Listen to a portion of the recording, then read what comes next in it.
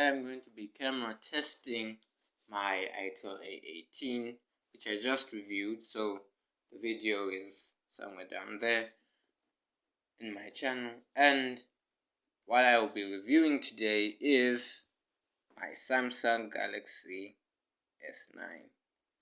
This thing, if it wasn't for this thing, I would be mad, crazy, psychotic, because this itel a18, frankly, it just sucks. But you can hear more ranting of that in the full review of the video of the itel in the bottom in my channel. So, the Samsung Galaxy S9, released in 2018 and still looks kind of good in 2025. At the bottom we have the USB-C port, a headphone jack which you no longer see in modern S-series phones, and a bottom loudspeaker. Right next to it is a mic, and you see the signal on the sides. We have this power button, and on the top we have the SIM tray, which houses an SD card reader, which you also do not see on modern day Galaxies. Looking at this, it is actually quite thick-ish, but it is quite thin, and it is actually thinner than most modern day devices, which still raises the question, why don't we have SD card readers? It is just crazy. On the side we have the nostalgic Bixby button, which was discontinued, and we have the volume up down button. This configuration of buttons was discontinued on the Samsung Galaxy Note and S10. And taking a deeper look, we can see that it is quite dinged up. On the back here we have a 12 megapixel camera and a fingerprint reader. Right here is some Samsung innovation we do not see anymore. This is a heart rate reader, and on top of that is an LED flash. Allegedly, you could just put your finger on top of this and it could get your heart rate. Pretty cool stuff. Now, turning it on, you can see the vibrant 2K panel on this device. It is an AMOLED 6 point something inch. We'll get into that later. And it is actually quite great. The battery is a 3000, or is it 4000? Maybe we'll just get into that later. I have an app for that. Opening it up with the fingerprint reader, it instantly opens up with no charger. But however, if your fingerprints are wet from whatever activities you may be having, maybe you were swimming or maybe, okay, it will not respond most of the time. Scrolling through it actually quite snappy. Opening apps, it is quite fast. Then we go to the specs. As you can see, it is rocking the Qualcomm Snapdragon 845, and it has 8 cores and a 10 nanometer chip. We have most of the CPU information here. Once I get my i2 to focus, whatever. Most of the CPU information is here. And we have the battery information. The 3000 milliamp hour battery on this is quite dinky, considering that this thing has the space to put in like a 4000 or maybe it could do with an extra 1000 milliamp hours just to make it usable. But day-to-day use, it is actually quite useful. It has 4 gigs of RAM and 64 gigs of storage. That's all about the software. Let's get into the camera tech. The 12 megapixel camera actually has decent use. It's actually quite decent, quite powerful, and is the one I actually use to take videos. Putting my old M10 earbuds, which I have a video on, you can see that it has a zoom range of 8, and it fully maxes out and becomes grainy, which is not that great. So I usually ended up, like most phones, at 5 before it starts to get terrible. Here we have video, super slow-mo, and slow motion, hyperphase, hyperlapse. We have photos, which does not support portraits, fortunately, as selective focus, a pro mode, panorama, night, and food mode for when you're snapping your lunch for social media and that stuff, if you're into that type of stuff. But mostly I just use it to take photos and videos for my YouTube channel. In the settings, we can tweak almost a lot in this. We have scene optimization, flaw detection, a QR scanner for when you do not want to actually use a QR scanner app. You can use the camera, just open it up and scan it. Then you are good to go. You can choose the resolution for your photos. I keep mine at low resolution just for battery and storage.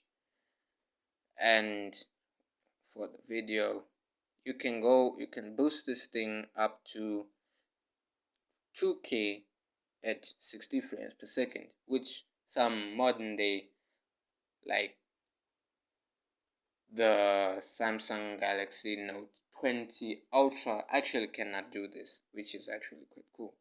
But I usually leave it in 1440p in 1:1 aspect ratio, HDR, grid lines, and most of the normal stuff.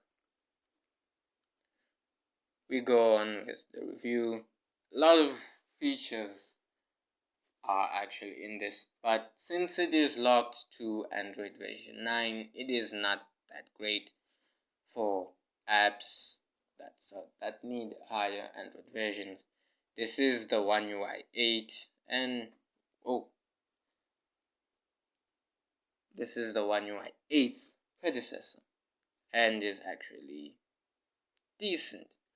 This is One UI 1, the original One UI. Opening it up, let's go to some gaming. And I have a very large selection of.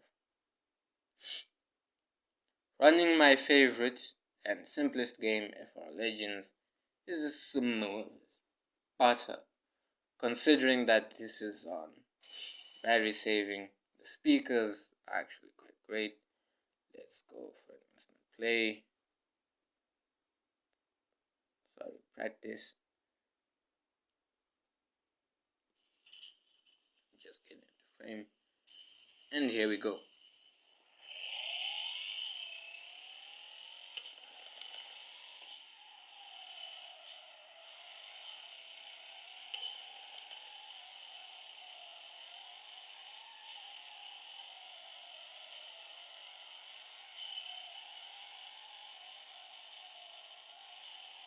As you can hear, the speakers are actually quite loud, and they do get very loud.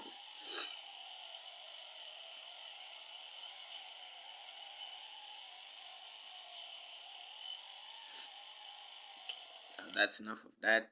What I just used to exit that is a force sensor inside of the display, which Samsung no longer uses.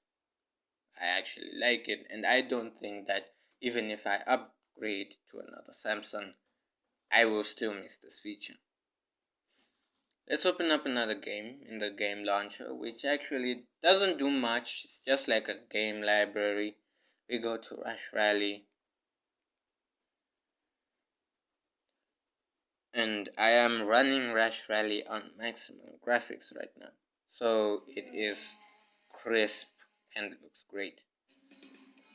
Let's just go for a little hot lap.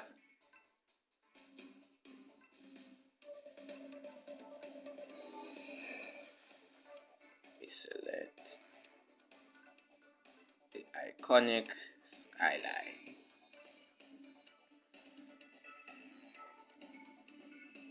Now, gaming on this can be great. It's actually quite amazing.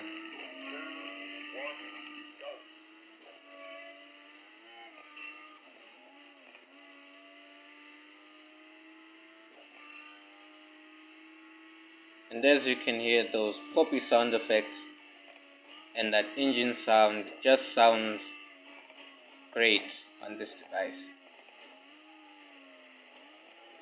Understeer there. And this game actually runs quite intensively. If you have seen the Redmi 4A review and teardown, which is in my channel, you will notice that this is running quite better on it.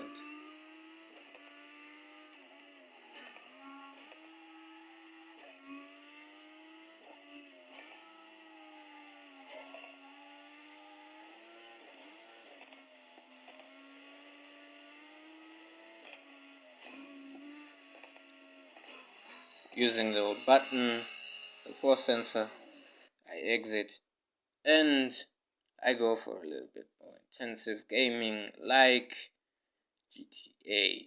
This is San Andreas with patch 5. Yes, I know it is wrong to play games that are patched and stuff, but hey, it is also fun. I mean, you do get a lot.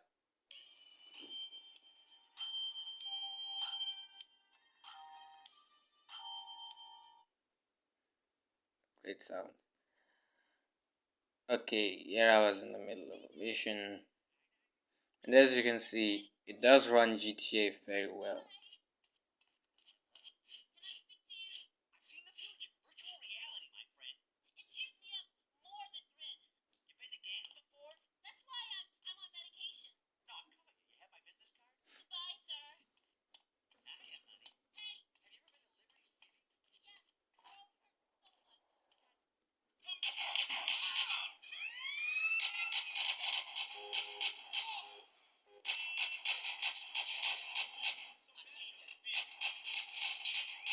We do not condone any criminal activity unless it's gaming.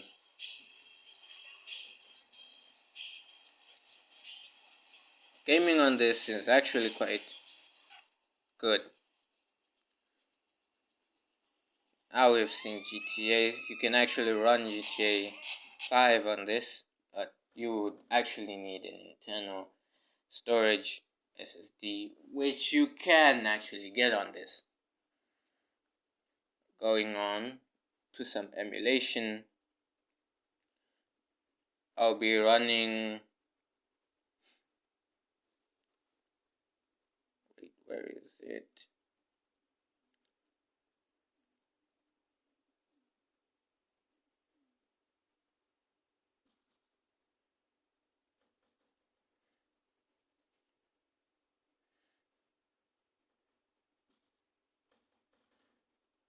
For the rest of my games.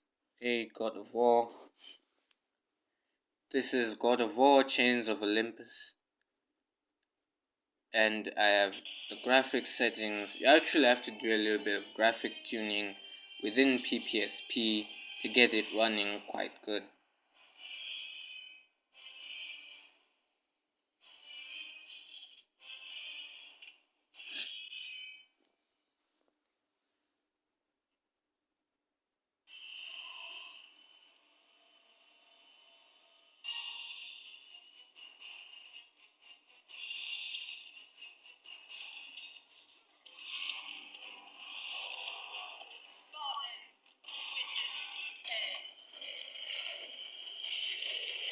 This is actually quite a classic title here, and so far I haven't beaten this level though.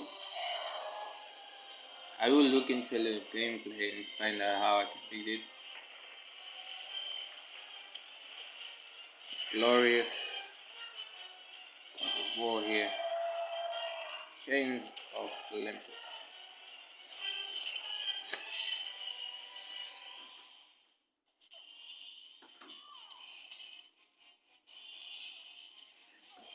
Can someone please tell me how to get rid of this one? Because I've been playing this for a long time. Generally, this is just me smashing buttons and hoping for something to happen.